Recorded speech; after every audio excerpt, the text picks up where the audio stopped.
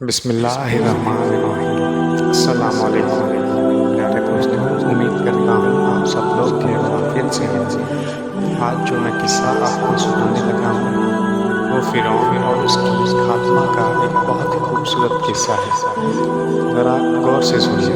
حضور اکرم صلی اللہ علیہ وآلہ وسلم شب معراج میں بیت المقدس کی طرف جاتے ہوئے مصر کے قریب ایک مقام سے گزرے۔ انہیں نہایت ہی اعلیٰ اور زبردست خوشبو آنے لگی۔ آپ صلی اللہ علیہ وآلہ وسلم نے حضرت جبریل علیہ السلام سے پوچھا کہ یہ خوشبو کیسی ہے؟ جواب ملا، فرعون کی بیٹی کی باندھی مشابہ اور اس کی اولاد کی قبر سے آ رہی ہے۔ پھر حضرت جبریل علیہ السلام نے ان کا قصہ بیان کیا کہ مشابہ فرعون کی بیٹی کی خاتمہ تھی۔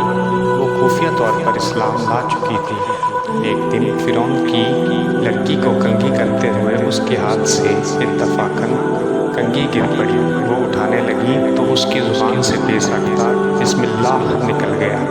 اس پر شہزادی نے کہا کہ تو نے تو آج عجیب کلمہ بولا ہے، اب تو میرا باپ فرعون ہی ہے، تو پھر تم نے یہ کس کا نام دیا ہے؟ اس نے جواب دیا، فرعون رب نہیں بلکہ رب وہ اللہ ہے جو مجھے اور تجھے اور خود فرعون کو روزی دیتا ہے۔ شہزادی نے کہا، اچھا تو میرا باپ کے سوا کسی اور کو اپنا رب مانتی ہے؟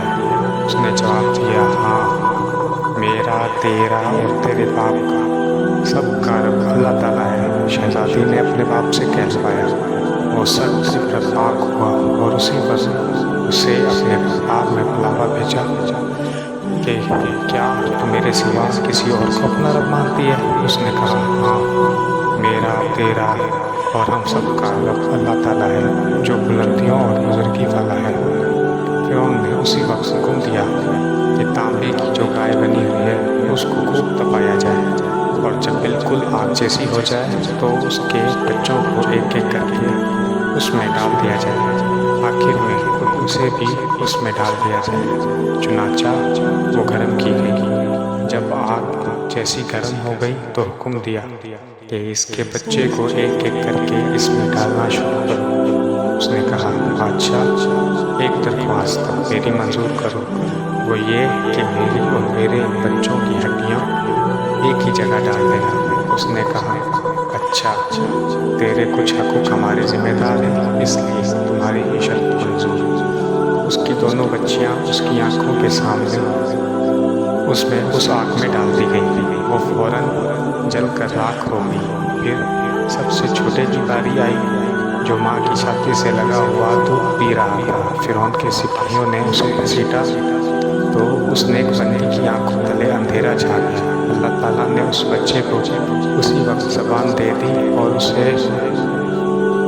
اللہ تعالیٰ نے اس بچے کو جب آواز دی تو اس نے بآواز بلند کی اور کہا، اماں جان افسوس نہ کرو، اماں جان ذرا بھی افسوس نہ کرو، ہم حق پر ہیں، حق پر جان دینا ہی سب سے بڑی نیکی ہے۔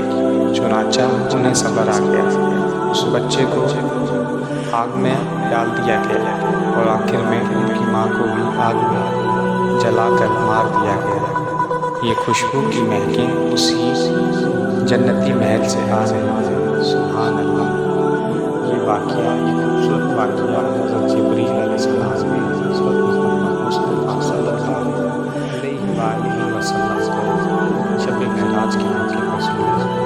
تو آپ بھی بتائیے آپ کو یہ واقعہ کیسا لگا، اور اگر آپ کو اچھا لگا تو